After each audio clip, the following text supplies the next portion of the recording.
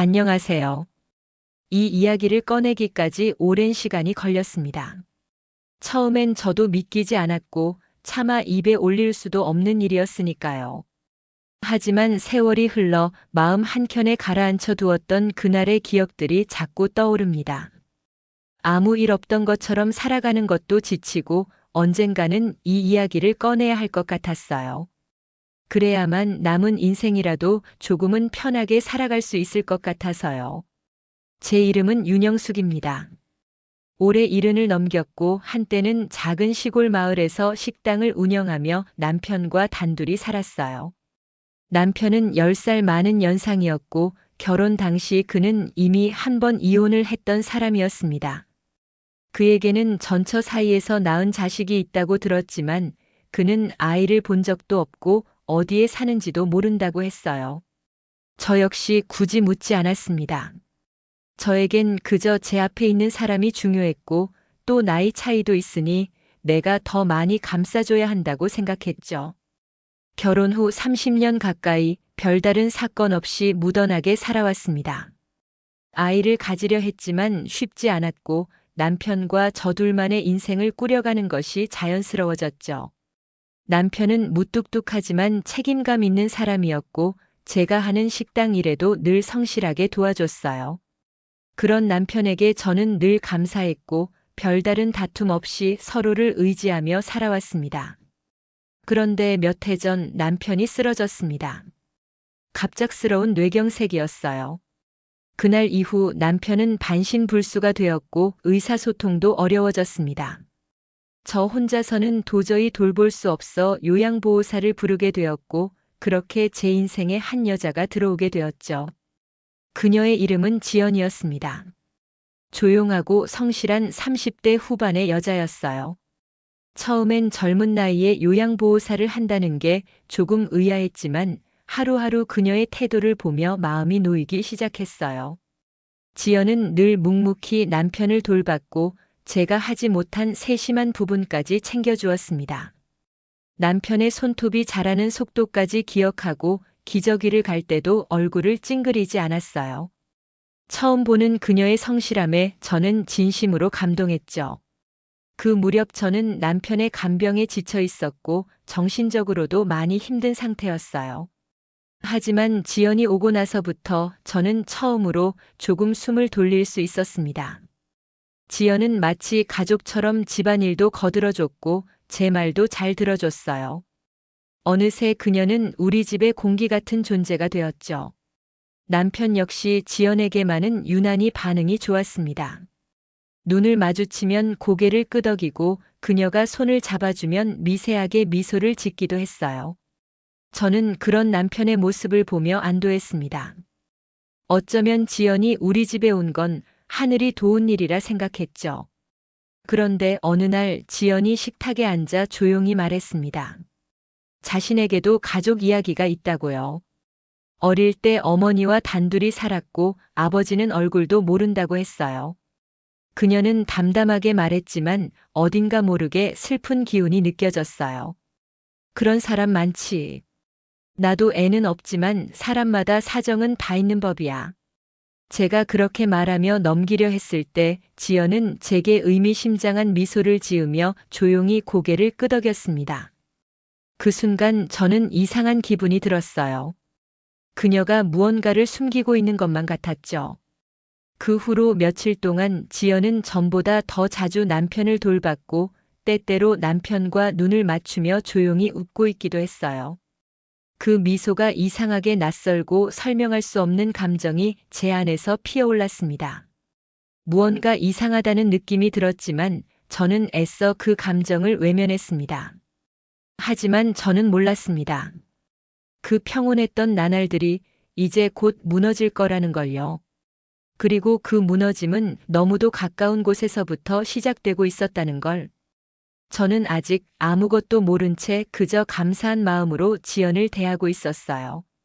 지연이 우리 집에 들어온 지 반년이 지나면서 저는 어느새 그녀에게 전적으로 의지하게 됐어요. 남편을 돌보는 것도 집안 살림도 이제는 제 손을 거치지 않고도 자연스럽게 돌아갔죠. 제가 손목을 다쳤을 때도 지연은 마치 오래된 가족처럼 당연하다는 듯 병원까지 동행해 주었고 그런 그녀의 태도에 저는 감동하기까지 했습니다. 지연이 같은 사람이 내 곁에 있다는 게 얼마나 감사한지 모르겠어. 마음속으로 그렇게 생각하며 저는 그녀를 친딸처럼 여겨도 괜찮겠다는 생각마저 들었죠. 그런데 언제부터였을까요? 지연이 남편을 바라보는 눈빛이 어딘가 이상하게 느껴지기 시작한 건 그녀는 남편의 이름을 부를 때면 그 어느 때보다 부드러운 목소리를 냈고 그의 눈을 바라볼 때마다 이상한 애틋함이 느껴졌습니다. 그저 간병인으로서의 애정이라 넘기려 했지만 그녀가 남편을 대하는 태도는 점점 더 친밀해졌습니다. 한 번은 제가 잠깐 외출한 사이 집에 일찍 돌아왔을 때였습니다. 조용한 거실 안에서 지연의 낮은 웃음소리가 들렸고 저는 무심코 발걸음을 멈췄어요. 방 안으로 들어서니 지연이 남편의 손을 잡고 무언가를 속삭이고 있었어요. 그녀는 깜짝 놀라며 급히 손을 놓았고 저는 얼떨결에 무슨 이야기했어? 라고 물었죠. 지연은 태연하게 남편분이 오늘 유난히 기분이 좋아 보여서요. 라며 웃었지만 그 순간 저는 설명할 수 없는 불안감을 느꼈습니다. 그날 밤 이상한 감정이 마음속을 휘젓고 지나갔습니다. 지연의 미소, 남편의 반응, 둘 사이에 알 수 없는 분위기. 무언가 감춰진 것이 있다는 확신이 들었지만 제가 의심할 수 있는 명확한 근거는 없었습니다. 그저 여성의 촉이라고 해야 할까요? 몸으로는 아닌데 마음은 자꾸만 거슬리는 그런 느낌이었죠. 며칠 후 저는 예전에 남편이 한번 언급했던 이야기가 떠올랐습니다. 결혼 초기에 전처와의 사이에 아이가 있었지만 생이별을 했다는 말. 그 아이는 어디에 살고 있는지조차 모른다며 이제는 그 이야기도 꺼내고 싶지 않다고 했었죠. 당시에는 큰 의미 없이 넘겼지만 지금 생각해보니 그 아이가 혹시 하는 의심이 들기 시작했어요. 지연이 아이 때 아버지를 본 적이 없다고 했던 말, 자신의 과거를 자세히 말하지 않던 태도, 그리고 남편을 바라보는 그 묘한 감정. 이 모든 것들이 퍼즐처럼 머릿속에서 조각을 맞추기 시작했어요. 혹시 지연이 그 아이 아닐까? 처음엔 미친 생각이라고 저 자신을 타박했지만 그 생각은 쉽게 가시지 않았습니다. 저는 조심스럽게 지연의 물건을 살폈고 그녀의 가방 안쪽에서 오래된 서류 한 장을 발견했습니다. 출생증명서였습니다. 거기에는 어머니 이름과 함께 아버지란 칸에 제가 알던 남편의 이름이 또렷이 적혀 있었어요. 순간 손에서 힘이 빠졌습니다. 어지러웠고 심장이 두근거렸어요. 이게 어떻게 된 일일까요? 지연은 남편의 친딸이었습니다. 그동안 아무 말 없이 우리 곁에 있었고 남편은 그 사실을 알았는지조차 알 수 없었어요. 그녀는 왜 이 집에 왔을까요? 그저 아버지를 보기 위해서였을까요? 아니면 무언가 더 다른 이유가 있었던 걸까요? 그녀는 왜 자신이 누구인지 말하지 않았을까요? 숨기고 있었다는 건 분명 이유가 있는 겁니다. 그날 밤 저는 잠을 이룰 수 없었어요. 남편을 지켜보는 지연의 애틋한 눈빛이 자꾸 떠올랐습니다. 그건 친딸로서의 애정이었을까요? 아니면 저는 도무지 믿고 싶지 않았어요. 이 집 안에서 아무도 몰래 무슨 일이 벌어지고 있는 건 아닌지. 정말이지 모든 게 두렵고 불안했습니다. 이제 저는 어떻게 해야 할까요?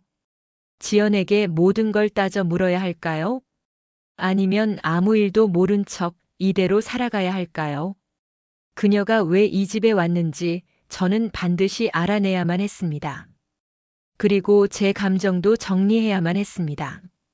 믿었던 사람이 배신자가 되는 그 고통을 저는 이제야 뼈저리게 느끼기 시작했습니다. 출생증명서를 확인한 이후로 저는 지연을 마주보는 일이 너무 힘들어졌습니다. 그녀의 따뜻한 눈빛도 자상한 행동도 이젠 모두 의심의 대상이 되었어요. 내 남편의 친딸이라는 충격적인 진실이 제 가슴 속에서 끊임없이 맴돌며 저를 죄책감과 분노 사이에서 흔들리게 만들었죠. 지연은 여전히 예전처럼 조용히 집안을 돌보고 남편 곁을 지켰습니다. 그녀는 아무 일 없다는 듯, 아니 오히려 더 애틋한 태도로 남편에게 다가갔어요. 그 모습은 얼핏 보기엔 효녀처럼 보일 수도 있었지만 제 눈엔 그 이상이었어요. 그녀는 마치 남편을 향한 깊은 감정, 아버지 이상의 감정을 품고 있는 것처럼 느껴졌습니다.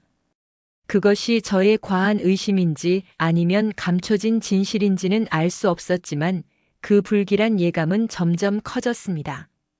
한 번은 지연이 거실에서 남편의 손을 잡고 오래도록 바라보고 있는 모습을 봤어요. 그녀의 표정은 뭔가 슬픈 듯 하면서도 간절한 애정을 담고 있었고 남편은 그녀의 손을 놓지 않았습니다. 그 장면은 보는 제 가슴을 찢어지게 했습니다. 저는 더 이상 참을 수 없었어요. 결국 그날 밤 제 마음속의 혼란을 해결하기 위해 지연에게 조용히 이야기를 꺼냈습니다. 저는 그녀에게 출생증명서를 보여주며 조심스럽게 물었어요. 이게 내가 숨기고 있던 거냐고. 왜 이제껏 아무 말도 하지 않았냐고. 그리고 이 집에 들어온 목적이 도대체 뭐였냐고. 지연은 한참을 조용히 서 있었습니다. 마치 모든 걸 들킬 날이 올 줄 알고 있었다는 듯이 덤덤하게 고개를 끄덕였어요. 그리고 입을 열었습니다.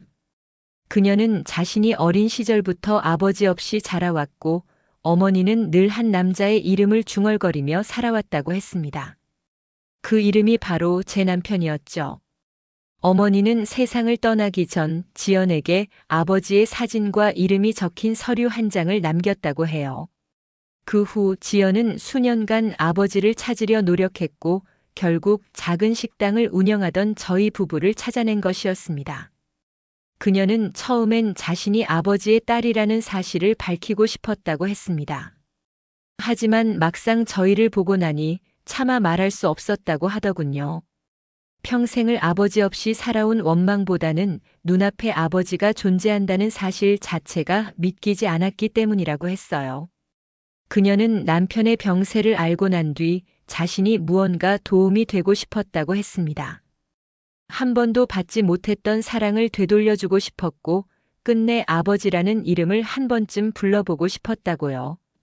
지연의 이야기를 듣는 동안 저는 무슨 말을 해야 할지 몰랐습니다. 한편으로는 그녀의 삶이 안쓰럽기도 했고 다른 한편으로는 왜 그토록 중요한 사실을 숨기고 우리 곁에 있었는지 분노도 일었습니다. 하지만 가장 불편했던 건 지연과 남편 사이의 미묘한 분위기였습니다. 그녀는 분명 아버지를 찾으러 왔다고 했습니다. 하지만 제 눈에 비친 그들의 관계는 그것만으로 설명되지 않았어요. 그녀가 남편에게 보내는 감정이 딸로서의 사랑인지 아니면 그 이상인지 구분이 가지 않았습니다. 그것이 단순한 제 착각이길 바랐지만 제 가슴 속 불안은 점점 커져갔습니다. 며칠 후 저는 지연이 방에서 나간 틈을 타 그녀의 노트를 우연히 보게 되었어요. 처음엔 개인적인 물건을 보는 게 죄책감이 들어 망설였지만 이미 출생증명서를 본 이상 저는 더 이상 물러설 수 없다고 느꼈습니다. 노트 안에는 그녀의 일기처럼 보이는 글들이 있었고 그 속에는 이해할 수 없는 문장들이 적혀 있었어요. 당신을 돌볼 수 있어 행복해요. 그토록 원하던 자리에 드디어 닿은 것 같아요. 내가 아버지인 당신을 이토록 사랑하게 될 줄 몰랐어요. 그 순간 손에 들린 노트를 떨어뜨릴 뻔했습니다. 제가 두려워했던 의심이 현실이 되어버린 겁니다. 지연은 단순히 아버지를 돌보려는 마음으로 이 집에 들어온 것이 아니었어요. 그녀는 남편에게, 친부에게 감정적으로 집착하고 있었습니다. 저는 그 노트를 조용히 덮으며 머릿속이 복잡해졌어요. 이제는 돌이킬 수 없는 지경까지 와버린 거죠. 남편은 이미 병상에 누워 아무 말도 하지 못하고 있었고 지연은 점점 더 깊은 감정으로 그를 향해 다가가고 있었습니다. 이 상황을 계속 두고 볼 수는 없었어요. 무엇보다 이 집은 이제 더 이상 안전하지 않았습니다. 저는 모든 진실을 세상에 드러낼 준비를 해야 했습니다. 그리고 그 전에 지연과의 대면을 준비해야 했죠. 그녀가 감춰왔던 감정이 어디까지였는지, 그리고 이 집에서 그녀가 바라보는 진짜 자리가 무엇이었는지를 직접 물어야만 했습니다. 지연과의 마지막 대면은 조용히 찾아왔어요. 마주 앉은 그녀의 얼굴은 여전히 평온했고 그 미소는 참으로 익숙하면서도 낯설었죠. 하지만 제 마음은 이미 결심을 굳혔습니다. 이제는 더 이상 눈치만 보고 있을 수 없었어요. 그녀가 어떤 감정을 품고 이 집에 들어왔는지, 왜 아버지에게 그렇게까지 집착하게 됐는지를 반드시 확인해야만 했습니다. 저는 조용히 그녀의 노트에 대해 말했어요. 그녀는 잠시 표정을 굳혔지만 곧 차분하게 고개를 끄덕였습니다. 그녀는 숨기지 않더군요. 오히려 기다렸다는 듯한 태도였어요. 이미 모든 걸 알고 있을 거라고 생각했다는 듯 그녀는 오랜만에 진심을 꺼내기 시작했죠. 지연은 말했어요. 처음엔 정말 아버지를 찾고 싶었다고. 어머니가 남긴 사진 한 장, 이름 한 줄에 모든 희망을 걸고 찾아왔다고 했습니다. 하지만 그가 제 옆에 있는 남편이라는 사실을 알았을 때 그녀는 복잡한 감정을 느꼈다고 하더군요. 자신이 평생 그리워했던 아버지가 누군가에겐 사랑하는 남편이라는 것이 너무도 받아들이기 힘들었다고요. 그러면서 그녀는 말했어요. 아버지에게 말하고 싶었다고. 왜 나를 버렸냐고, 왜 한 번도 찾아오지 않았냐고. 하지만 그 입 밖에 나오지 않았대요. 그 순간부터 그녀는 자신도 모르게 복잡한 감정에 휩싸였다고 합니다. 원망, 그리움, 그리고 사랑 아닌 사랑. 그녀의 말에 저는 숨이 턱 막혔습니다. 그녀는 분명 친딸이었습니다. 그런데도 그 감정은 부모 자식 간의 애정이라기엔 너무도 비틀려 있었어요. 그녀는 스스로를 제어하지 못한 채 남편을 향한 감정을 키워왔던 겁니다. 제가 이 집을 지키며 쌓아왔던 모든 일상이 무너지는 소리가 들리는 듯 했어요. 남편이 아프고 쓰러진 사이 그 옆을 지키고 있던 건 사랑도 책임도 아닌 뒤틀린 집착이었습니다. 그녀는 말했어요. 지금 이 순간에도 그 사람 곁에 있는 것만으로도 좋다고. 그가 자신을 딸로 인식하지 못하는 지금 자신은 그의 마음 한구석을 차지한 존재라고 느낀다고요. 저는 이제 확신했어요. 지연은 단순히 진실을 감추고 싶었던 것이 아니라 그것을 왜곡해서라도 자신의 존재를 인정받고 싶었던 겁니다. 그녀는 자신이 원하는 관계를 상상했고 그것을 현실이라 믿고 있었어요. 그 사실을 마주하자 제 안에 남아있던 연민도 사라졌습니다. 이건 더 이상 불쌍한 아이의 이야기가 아니었어요. 이건 위협이었고 광기였어요. 저는 그날 이후로 그녀를 피하지 않았습니다. 오히려 더욱 날카로운 눈으로 그녀의 일거수일투족을 지켜봤죠. 그녀는 여전히 남편의 옆에서 웃으며 간호했고 남편은 그런 그녀의 손길을 무심히 받아들이고 있었어요. 하지만 저는 알 수 있었습니다. 지연의 눈빛은 이제 딸이 아닌 여자의 것이었습니다. 그것은 제가 이 집에서 받아들일 수 없는 일이었고 반드시 막아야 할 일이었어요. 며칠 후 저는 지연에게 조용히 말했어요. 이 집을 떠나달라고. 지금이라면 조용히 정리하고 보내줄 수 있다고요. 그녀는 한참을 말없이 저를 바라보다 작은 미소를 지었습니다. 그리고는 조용히 고개를 저었어요. 절대 나가지 않겠다고요. 그녀는 말했어요. 이 집은 자신이 찾아낸 유일한 가족이고 마지막 기회이며 절대 포기할 수 없는 유일한 사랑이라고요. 그녀는 저를 위협하지 않았습니다. 오히려 차분했고 냉정했어요. 그 말이 더 무서웠습니다. 이제 그녀는 모든 걸 걸고 이 집에 남겠다고 마음을 먹은 듯 보였어요. 그리고 그 결심은 제가 아무리 말해도 흔들리지 않을 거라는 걸 알 수 있었죠. 그날 이후로 저는 잠을 이루지 못했습니다. 이 집은 더 이상 제 편안한 안식처가 아니었어요. 남편은 여전히 말을 하지 못한 채 침대에 누워 있었고 지연은 그 옆을 그림자처럼 지키고 있었어요. 그녀가 남편을 향해 쏟는 집착과 왜곡된 감정은 점점 커져만 갔고 저는 이 상황을 도저히 감당할 수 없게 되었죠. 그래서 저는 결심했습니다. 모든 진실을 드러내기로. 이 집에서 무슨 일이 있었는지, 그녀가 누구인지, 왜 이 상황이 이렇게까지 비틀려 버렸는지를 모두 세상에 알릴 준비를요. 그리고 이제는 제 손으로 끝을 내야 할 때라고 느꼈습니다. 다음은 그녀를 이 집에서 완전히 내보내는 방법뿐이었으니까요. 그날 이후 저는 모든 걸 기록하기 시작했어요. 지연이 남편에게 건네는 말, 그의 반응, 그녀가 혼잣말로 흘리는 감정의 조각들까지. 그녀가 그를 아버지가 아닌 한 남자로 인식하고 있다는 확신이 점점 강해졌거든요. 무엇보다 무서웠던 건 그녀의 표정이었어요. 간병을 하며 살짝 머리를 쓰다듬을 때, 그의 뺨에 손을 올릴 때 그 눈빛은 도무지 친딸의 것이라 볼 수 없었어요. 남편은 여전히 침대에 누운 채 아무 말도 할 수 없는 상태였어요. 하지만 간혹 눈동자가 흔들릴 때마다 저는 생각했어요. 그 역시 어렴풋이 이 모든 상황을 느끼고 있는 건 아닐까. 제 안에서 공포와 분노가 함께 일렁였죠. 지연은 점점 더 대담해졌어요. 제가 부엌에서 설거지를 하는 동안 침실에서 나는 낮은 웃음소리. 문득 문틈 사이로 보았던 그녀의 뒷모습.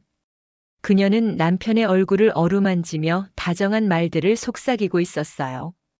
그 모습은 더 이상 딸이 아버지를 돌보는 것이 아니었어요. 사랑을 갈구하는 여인의 모습이었죠. 저는 그 장면을 본 후로 밤에 잠을 이룰 수 없었어요.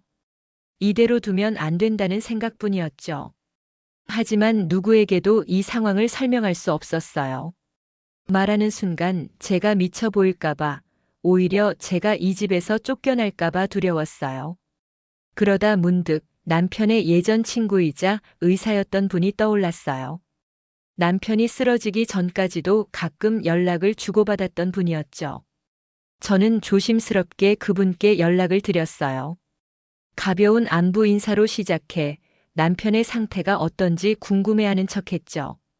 그리고 가능하다면 한번 와서 상태를 봐줄 수 있겠냐고 부탁드렸어요. 그분은 다행히도 흔쾌히 응해주셨어요. 며칠 뒤 그분이 집에 왔을 때 저는 일부러 지연에게 외출을 부탁했어요. 장 보러 가달라는 말에 그녀는 의심 없이 나갔고 집에는 저와 그분, 그리고 누워있는 남편뿐이었죠. 의사는 남편의 상태를 점검하면서 조용히 말했어요. 의식은 일부 남아있어 보입니다. 외부 자극에 눈동자가 반응해요. 어쩌면 뇌가 생각보다 깨어있을지도 모르겠어요. 그 말을 듣는 순간 저는 무릎이 풀릴 뻔했어요. 남편이 이 모든 걸 알고 있었을 수도 있다는 사실이 너무도 충격적이었거든요. 그렇다면 지연이 자신을 남자로 바라보고 있다는 사실도 알고 있었을까? 그녀가 어떤 말을 속삭이고 어떤 손길을 건네는지 모두 다 느끼고 있었던 걸까? 그가 그것을 차마 저지하지 못하고 있다는 사실이 오히려 더 큰 절망으로 다가왔어요. 그날 밤 저는 남편의 곁에서 속삭였어요. 당신이 이 상황을 알고 있다면 제발 반응해달라고. 눈을 깜빡이기만 해도 손끝 하나라도 움직여주면 제가 끝까지 당신을 지킬 수 있다고. 하지만 그는 아무런 반응이 없었어요. 그저 고요한 숨소리만 들려왔죠. 며칠이 지나 지연의 행동은 더욱 기이해졌어요. 거울 앞에서 립스틱을 바르며 속삭이듯 말했죠. 오늘은 내가 제일 예뻐 보여야 해. 그러곤 남편의 침실로 향했어요. 이젠 분명해졌어요. 그녀는 이 관계가 무너지는 걸 원하지 않았어요. 오히려 점점 더 그 속으로 깊이 빠져들고 있었죠. 저는 이제 선택의 기로에 놓였어요. 더는 기다릴 수 없었어요. 지연을 이 집에서 몰아내기 위한 준비를 시작해야 했어요. 가장 먼저 그녀의 출신과 신원에 대해 알아보기로 했습니다. 이 모든 게 단순한 우연이 아닐 수 있다는 불길한 예감이 들었거든요. 수소문 끝에 그녀가 말했던 고향 주소지를 확인할 수 있었고 조심스럽게 현지 주민센터에 연락해 봤어요. 그런데 돌아온 답은 너무도 충격적이었어요. 그녀의 이름으로 등록된 기록은 존재하지 않았어요. 그녀가 말한 가족, 출생지, 심지어 나이까지도 모두 거짓일 수 있다는 가능성이 생긴 거였죠. 그 순간 머릿속에 번개처럼 스치는 생각이 있었어요. 만약 그녀가 처음부터 이 집에 들어올 계획이었다면, 우연처럼 가장하고 딸인 척 다가온 것이라면, 그녀는 단순히 친딸이 아니라 더 위험한 존재일 수 있다는 공포가 온몸을 휘감았어요. 이제 저는 단순한 경계심을 넘어서 생존을 위한 결단을 내려야 했어요. 그리고 이 집에 도사리고 있는 진짜 위험이 무엇인지 끝까지 파헤쳐야 할 각오가 생겼습니다. 남편이 다시 깨어나든 혹은 영영 침묵하든 저는 멈추지 않을 겁니다. 지연, 그녀는 절대 이대로 놔둬선 안 되는 사람이에요. 그날부터 저는 본격적으로 지연에 대해 파고들기 시작했어요. 처음에는 그녀가 이 집에 들어오기 전 병원에서 간병인을 소개받던 시점으로 거슬러 올라갔어요. 제가 허리를 다친 날 우연히 마주쳤던 그 중개인. 그는 간병인들을 여러 명 리스트로 보내줬고 그중 가장 단정해 보였던 지연을 제가 직접 선택했었죠. 모든 게 너무 자연스러웠기에 그 당시에는 아무런 의심도 하지 않았어요. 하지만 지금 생각하면 그 모든 과정이 너무 완벽하게 짜인 시나리오 같았어요. 마치 그녀가 제 눈에 들게 하기 위해 철저히 준비해둔 것처럼요. 그녀는 처음부터 이 집에 들어오기 위해 계획을 세웠던 걸까요? 만약 그렇다면 그녀가 친딸이라고 주장했던 것은 단순한 충격이 아닌 치밀한 연기였다는 뜻이겠죠. 시간이 지나면서 저는 점점 더 혼란스러워졌어요. 지연이 정말 남편의 친딸이라면 어째서 저런 방식으로 접근했던 걸까요?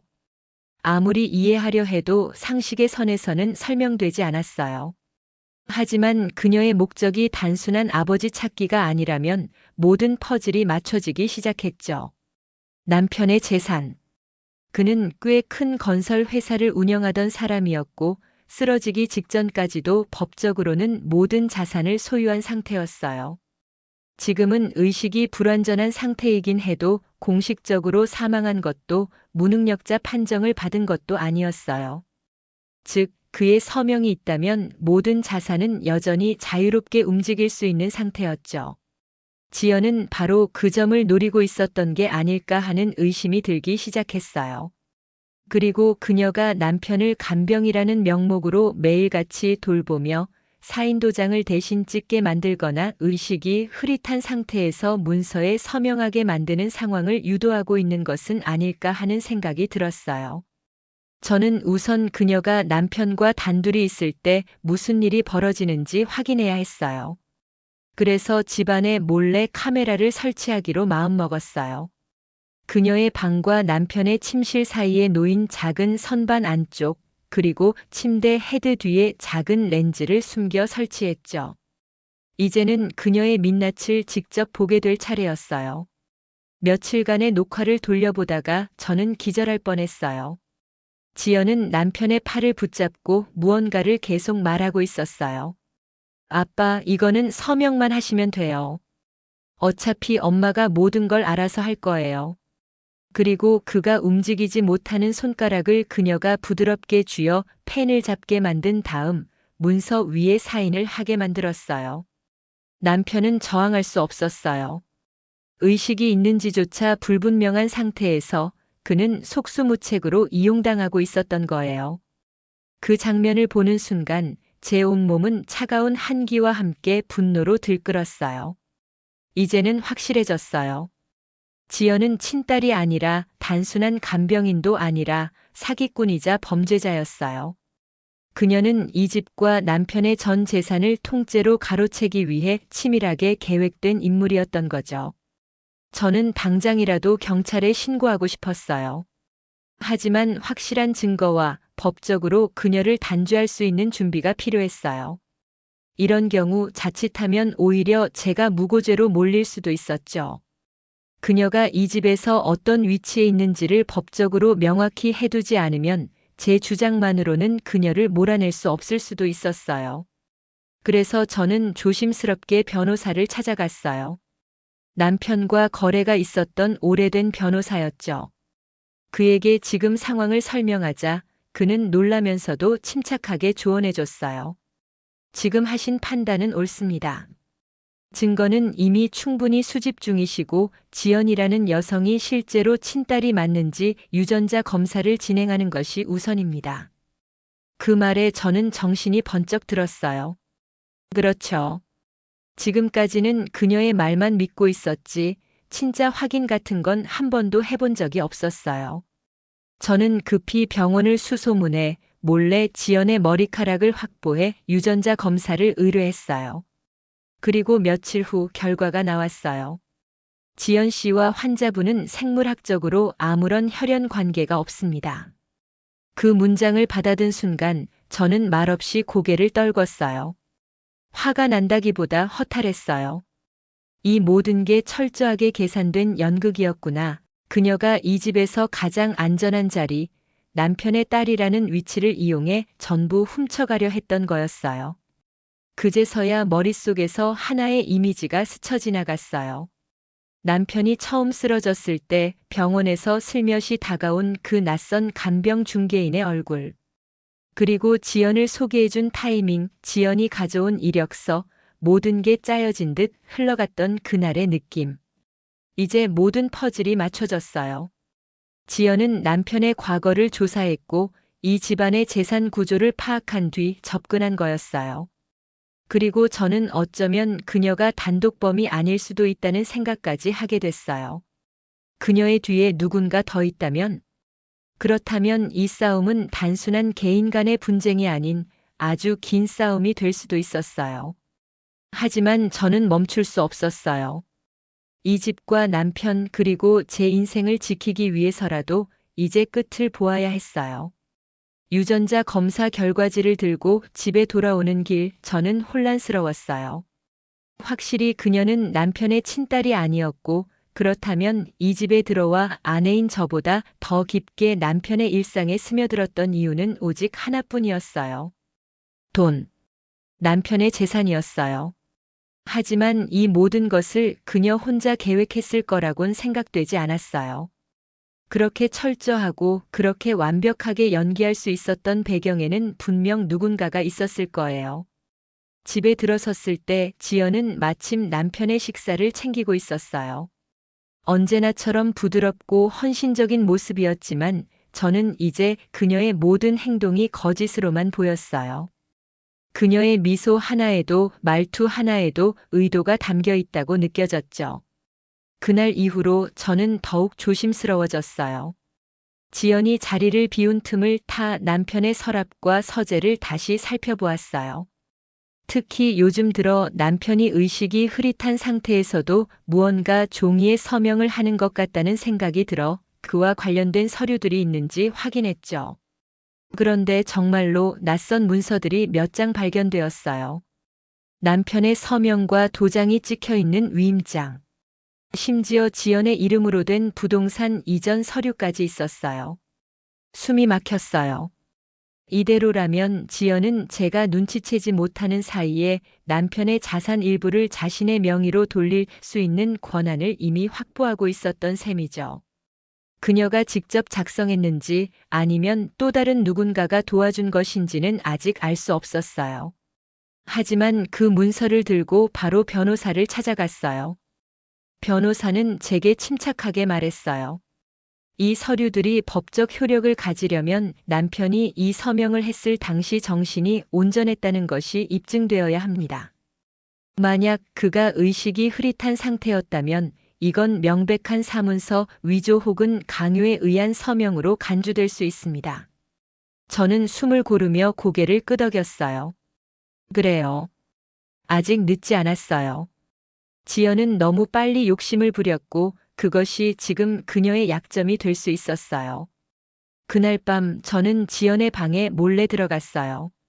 그녀는 저녁 시간 이후 외출 중이었고 평소처럼 단단히 자물쇠를 걸어두지 않았더군요. 방은 무척 깔끔했지만 책상 서랍 안쪽에서 그녀가 적어둔 수첩 하나를 발견했어요. 그 수첩에는 날짜별 일정과 남편의 컨디션, 그리고 서명 가능 여부 같은 것들이 적혀 있었어요. 날짜 옆에 혼란한 상태. 서명 오케이. 또 다른 날에는 두통 호소함. 내일 시도. 그녀는 남편의 상태를 매일같이 기록하고 있었고 언제 어떤 문서를 들이밀면 그가 저항 없이 서명할 수 있는지를 계산하고 있었던 거예요. 그 수첩을 들고 저는 다시 변호사를 찾았고 그도 놀라움을 감추지 못했어요. 이건 결정적인 증거입니다. 이 수첩과 기존의 위임장 서류를 함께 제출하면 그녀의 고의성과 계획성이 입증됩니다. 이제 남은 건 마지막 확실한 타격이었어요.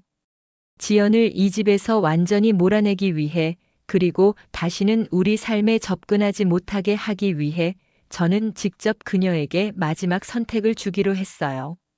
며칠 뒤 그녀가 평소처럼 남편에게 식사를 먹이고 있을 때 저는 조용히 다가가 그녀 앞에 봉투 하나를 내려놓았어요. 그녀는 처음엔 놀란 눈치였지만 곧 평온한 얼굴로 봉투를 열어봤어요. 그 안에는 유전자 검사 결과지, 위임장 사본, 그리고 그녀의 수첩 복사본이 들어있었어요. 그녀의 표정이 순간 얼어붙었고 저는 담담하게 말했어요. 이 집을 조용히 떠나. 지금이라도 조용히 정리하고 나가면 법적 조치는 하지 않을게. 하지만 이걸 무시한다면 나도 더 이상 물러서지 않아. 물론 저는 정말로 그녀를 용서할 생각은 없었어요. 하지만 그녀가 이 모든 상황을 알고 있음에도 이 집에 머무를 만큼 대담한 사람인지 아니면 본능적으로 도망치는 사람인지 판단할 필요가 있었어요. 그리고 그녀는 예상대로였어요. 다음 날 아침 지연은 짐을 챙겨 홀연히 사라졌어요. 남편의 상태에 대해 한마디 설명도 없이, 어떤 말도 없이. 그녀가 남긴 방은 다시 텅 빈 공간이 되었고 그 안엔 거짓과 연기의 흔적만이 남아 있었어요. 모든 게 끝난 듯 했지만 저는 알았어요. 이건 단지 하나의 챕터가 닫혔을 뿐이라는 것을. 지연은 사라졌지만 그녀 뒤에 누군가 더 있었다면 이 싸움은 아직 끝나지 않았을 수도 있었어요. 하지만 적어도 지금은 이 집에 평화가 찾아왔어요. 남편은 여전히 침묵 속에 잠들어 있었지만 그의 옆을 다시 제가 지킬 수 있게 되었고 더 이상 가면을 쓴 누군가가 이 집을 어지럽히는 일은 없게 되었으니까요. 지연이 떠난 후 며칠 동안은 아주 오랜만에 평온한 시간이 흐르는 듯 했어요. 남편의 침대 곁을 지키며 음악을 틀어주고 창밖의 햇살을 바라보며 차를 마시는 순간마다 이제야 우리 집이 다시 집 같아졌다는 생각이 들었죠. 하지만 평화는 그리 오래 가지 않았어요. 지연이 떠난 지 채 일주일도 되지 않아 집 앞에 낯선 차량이 서 있었어요.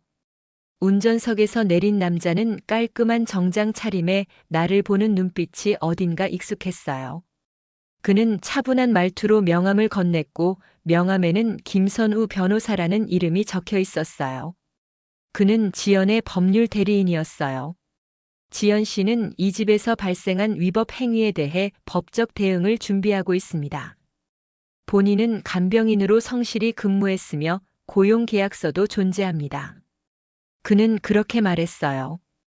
저는 어이가 없어 한동안 아무 말도 할 수 없었어요. 심지어 그녀는 갑작스러운 해고로 인해 정신적 피해를 입었다는 내용까지 주장하고 있었고 그 손해배상 청구 금액은 무려 수천만 원에 달했어요. 말 그대로 뒤통수를 맞은 기분이었죠. 남편의 재산을 가로채려 했던 사람이 이제는 피해자 행세를 하며 나를 공격하고 있는 상황. 하지만 저는 물러서지 않았어요. 그녀가 떠난 날 저는 이미 모든 증거를 정리해두고 있었으니까요. 유전자 검사서, 위임장 사본, 서명 날짜와 남편의 의식 상태를 기록한 영상들, 그녀의 수첩 사본까지 모두 다 내 변호사에게 넘겼고 그 역시 지연이 이길 가능성은 거의 없다고 말해줬어요. 하지만 제가 두려웠던 건 법적 다툼보다도 그 뒤에 또 다른 그림자였어요. 지연이 홀로 이런 짓을 벌였을 리가 없다고 확신했기 때문이에요. 그녀는 어쩌면 누군가의 앞잡이였을지도 몰라요. 누군가는 남편이 남긴 유산을 노리고 있었고 그를 간병인이라는 이름으로 곁에 붙여둔 건 잠입을 위한 가장 쉬운 수단이었는지도요. 그래서 저는 다시 남편의 과거를 더 깊게 파고들기 시작했어요. 그의 병이 시작된 이후 그와 접촉했던 사람들, 병원 관계자, 심지어 보험 설계사까지 하나하나 추적해가며 어떤 연결고리가 있는지를 살펴봤어요. 그리고 뜻밖의 인물을 발견했어요. 지연이 우리 집에 오기 전 짧게 머물렀던 요양원. 그곳에서 근무하던 원무과 직원 중 한 명이 예전에 남편과 함께 일했던 사람이라는 것을 알게 된 거예요. 그 사람은 남편의 전 직장에서도 함께 근무했던 부하 직원이었고 현재는 요양원 운영 관련 서류를 담당하고 있었어요. 지연이 어떻게 그렇게 자연스럽게 우리 집에 들어올 수 있었는지 퍼즐이 맞춰지는 느낌이었어요. 그 요양원과 지연 그리고 그 남자. 분명 이들 사이에는 단순한 간병인 고용 이상의 모종의 거래가 있었을 거예요. 남편의 판단력이 흐려지는 시점을 노려 재산을 빼돌리기 위한 계획적인 접근. 이제는 더 이상 간병인을 고용해 돌보는 일조차 두려웠어요. 그래서 저는 결심했어요. 남편을 더 이상 이 집에만 머물게 해서는 안 되겠다고요.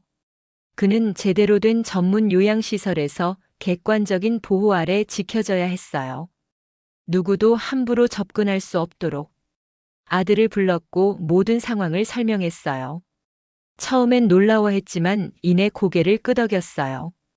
그 아이 역시 그동안의 상황을 지켜보며 많이 자라 있었고 이젠 제 편에서 무엇이 옳은 선택인지 함께 고민해 줄 수 있는 나이가 되었어요. 우리는 요양시설 몇 곳을 직접 방문해 봤어요. 사설 요양원 중에서도 보안이 철저하고 방문자 출입이 엄격하게 관리되는 곳. 의료진의 평판이 좋고 무작위 검사 시스템이 잘 갖춰진 곳으로요. 마침내 한 곳을 정하고 남편을 조심스럽게 그곳으로 모셨어요. 그의 손을 잡고 조용히 속삭였어요. 당신은 아무것도 몰라도 돼요. 나는 당신을 지킬 거예요. 끝까지. 남편은 말이 없었지만 제 손을 살며시 움켜쥐었어요. 그 작은 움직임이 마치 모든 걸 알고 있다는 듯 따뜻하게 느껴졌어요. 지연은 결국 나타나지 않았고 그녀의 법적 소송도 거짓 서류와 위증으로 인해 각하되었어요. 하지만 아직 끝이 아니었어요. 이 싸움은 어쩌면 더 깊은 곳에서 더 오래된 과거로 이어져 있는지도 몰라요. 남편의 재산을 노리고 접근했던 이들의 실체, 그들이 무엇을 계획했고 왜 지금까지 숨을 도모했는지.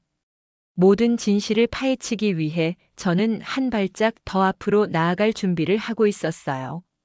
남편을 지키기 위해서 그리고 우리 가정을 되찾기 위해서요. 남편을 요양시설에 모셔둔 후 한동안은 긴장이 풀린 듯 했어요. 매일 규칙적인 간호와 전문가의 관리 아래 있는 그의 모습을 보며 마음이 놓이기도 했고요. 하지만 그런 안정감은 오래가지 않았어요. 며칠 후 집 앞에 누군가 다녀간 흔적을 발견했어요. 문 앞에 놓인 화분이 움직여 있었고 CCTV는 알 수 없는 오류로 녹화되지 않았더군요. 처음엔 단순한 우연일지도 모른다고 넘기려 했지만 제 직감은 이미 경고하고 있었어요. 이 일은 끝나지 않았다고요. 그날 이후 저는 거의 집을 비우지 않았어요. 문단속을 2번씩 하고 창문마다 잠금 장치를 다시 점검했어요. 경찰서에 문의했지만 명확한 증거가 없다며 단순한 기분 탓일 수도 있다는 답변뿐이었죠. 그러다 우연히 남편의 오래된 서류함을 정리하다가 익숙한 이름을 다시 마주했어요. 바로 그 요양원의 전 직원, 남편과 함께 일했던 그 남자. 그의 이름으로 된 오래된 보험 계약서와 이전 사업체 관련 소송 문서들이 함께 들어 있었어요. 이상하게도 그 남자는 과거 남편과 재정 분쟁을 겪었고 결국 해고된 인물이었어요. 이제야 알겠더군요. 그가 단순히 요양원에서 일하다 지연을 소개해 준 것이 아니었어요. 그는 오래전부터 남편에게 원한을 품고 있었고 그 복수의 수단으로 그녀를 이용했던 거예요. 지연은 그저 도구였던 셈이에요. 진짜 조종자는 그 남자였고 그가 꾸민 이 복잡한 판에 제가 걸려들 뻔했던 거죠. 그날 밤 저는 용기를 내어 요양원에 연락했어요. 그리고 조심스레 남편을 찾아갔어요. 의식이 또렷하지는 않았지만 제 손을 꼭 잡는 그의 손끝에서 여전히 따뜻함이 느껴졌어요. 그는 여전히 나의 남편이었고 그가 어떤 과거를 가졌든 저는 그를 끝까지 지켜야 했어요. 요양원 측에서는 제게 조심스럽게 한 가지를 더 말해줬어요. 며칠 전 누군가 남편을 면회하려고 했다는 겁니다. 신분증을 요구하자 돌아갔고 이름은 남기지 않았다고 했어요. 이제는 더 이상 지켜보고 있을 수만은 없었어요. 저는 아들을 다시 불렀고 이번엔 강경한 조치를 준비하기로 했어요. 변호사와 함께 남편의 모든 금융 정보와 보험, 부동산 관련 문서들을 정리했고 그가 생전에 남긴 유언장을 재검토했어요. 그리고 그 안에서 충격적인 내용을 발견했어요. 남편은 이미 수년 전 유산의 일부를 익명의 수혜자에게 남겨두고 있었어요. 문제는 그 수혜자의 이름이 제 딸 지연의 계명 전 이름과 일치한다는 점이었어요. 믿기 어려웠지만 문서는 분명했어요. 남편은 그녀가 자신의 친딸이라는 걸 알고 있었던 걸까요? 아니면 누군가가 그의 이름으로 위조한 걸까요? 문서의 서명 날짜는 남편의 병세가 심각해지기 직전이었고 그 시점에 그는 꽤 혼란스러웠던 상태였어요.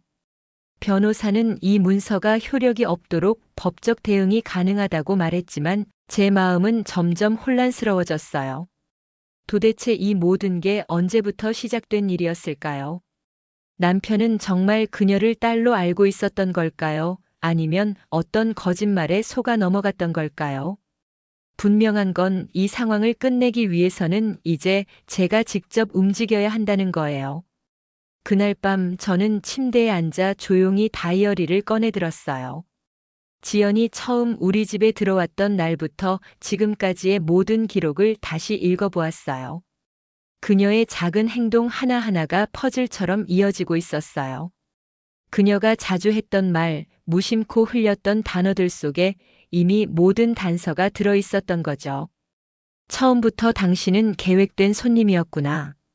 속으로 그렇게 중얼이며 다이어리를 덮었어요. 그리고 마지막 페이지에 이렇게 적어두었어요. 다음엔 내가 너를 찾아갈 차례야.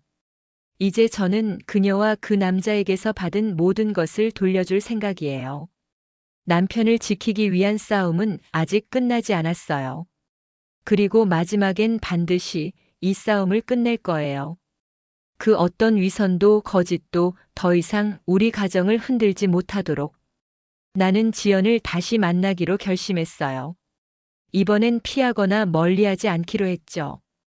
그녀가 어떤 진심을 품고 있든 이 모든 혼란의 끝에는 반드시 마주해야 할 진실이 있으니까요. 더 이상 피해자로 남고 싶지 않았고 무너지는 가족의 중심에서 끝까지 살아남고 싶었어요. 며칠을 고민한 끝에 저는 요양원 측을 통해 지연에게 연락을 시도했어요. 그녀는 처음엔 머뭇거렸지만 결국 조용한 장소에서 만나자는 답장을 보내왔어요. 약속한 장소는 오래된 찻집, 우리가 처음 함께 차를 마셨던 그곳이었어요. 그 공간에 들어선 순간 모든 기억이 한꺼번에 밀려왔어요. 그녀가 다정한 미소로 제 손을 감싸 쥐던 그날이 너무도 선명하게 떠올랐거든요. 잠시 후 지연이 모습을 드러냈어요. 예전보다 훨씬 말라 있었고 눈동자엔 알 수 없는 피로가 가득했어요. 그녀는 조심스럽게 제 맞은편에 앉았고 먼저 고개를 숙였어요. 저는 숨을 가다듬고 그녀를 바라보며 조용히 입을 열었어요. 당신 이 모든 걸 알고 있었던 거죠. 남편과의 관계, 과거의 일들, 그리고 보험 수익자까지. 도대체 당신은 누구예요? 왜 우리에게 이런 짓을 한 거예요? 지연은 잠시 침묵했어요. 그리고 천천히 고개를 들고 차가운 표정으로 말했어요. 처음엔 복수였어요. 내 어머니는 당신 남편에게 버림받았어요. 그는 나를 한 번도 인정하지 않았고 우리 모녀는 지옥 같은 삶을 살았죠. 그래서 그가 병들어 쓰러졌다는 소식을 들었을 때 기회라고 생각했어요. 당신의 집에 들어가면 내 과거를 되찾을 수 있을 거라 믿었어요. 그녀의 말에 숨이 막혔어요. 하지만 이상하게도 분노보다 안쓰러움이 먼저 올라왔어요. 그녀는 정말로 아픈 아이였던 거예요. 복수를 사랑처럼 가장했고 나를 따뜻하게 감싸던 손길마저 거짓이었다는 것이 뼈아팠지만 그 안에 담긴 절망만큼은 진심이었을지도 모르겠다는 생각이 들었어요. 지연은 말을 이었어요. 하지만 어느 순간부터 제 감정이 이상해졌어요. 당신이 제게 보여준 온기, 남편을 돌보며 함께 보낸 시간들.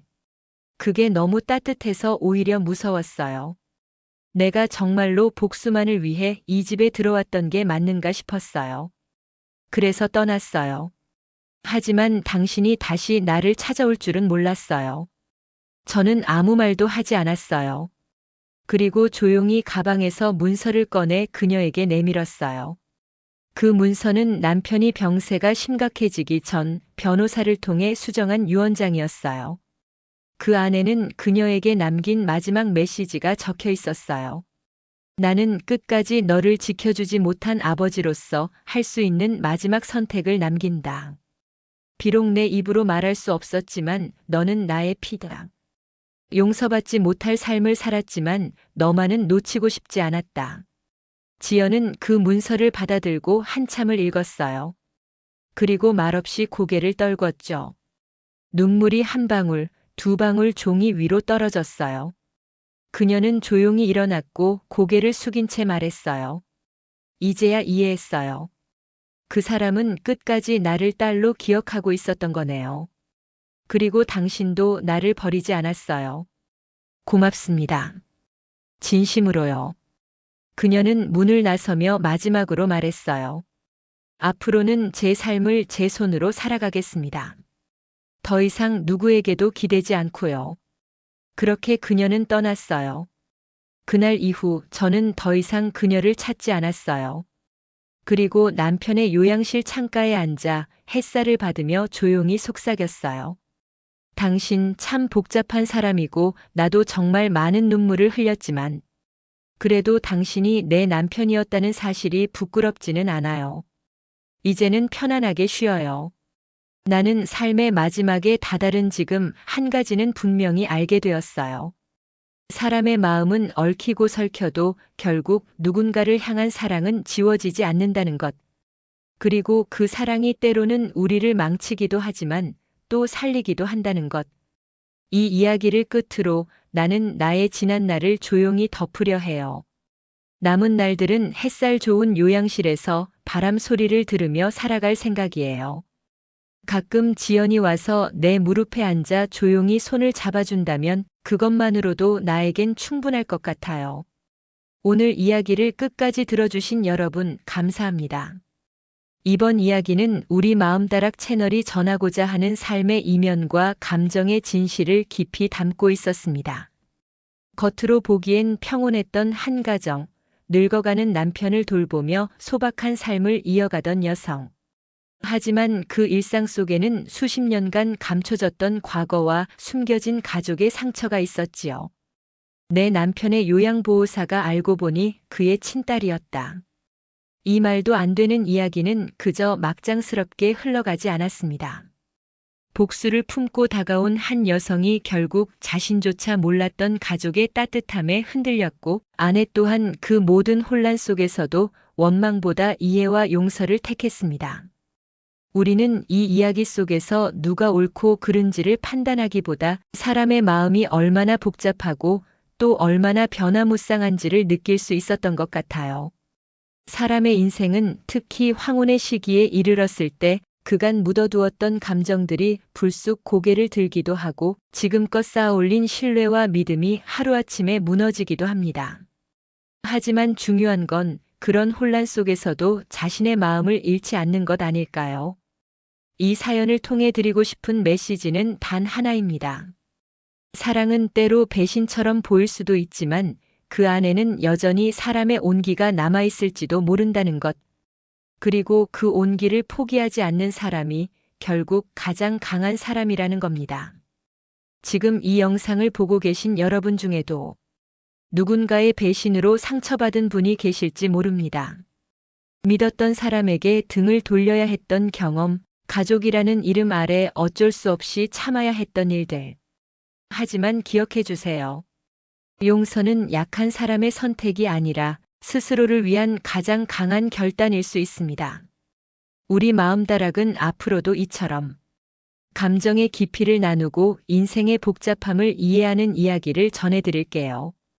그 과정에서 잠시 멈춰서서 자신의 삶을 돌아볼 수 있는 마음의 다락방이 되어드리고 싶습니다. 오늘의 이야기가 여러분의 마음에 작지만 따뜻한 울림이 되었길 바랍니다. 그리고 혹시 비슷한 경험을 하신 적 있다면 댓글로 여러분의 이야기를 들려주세요.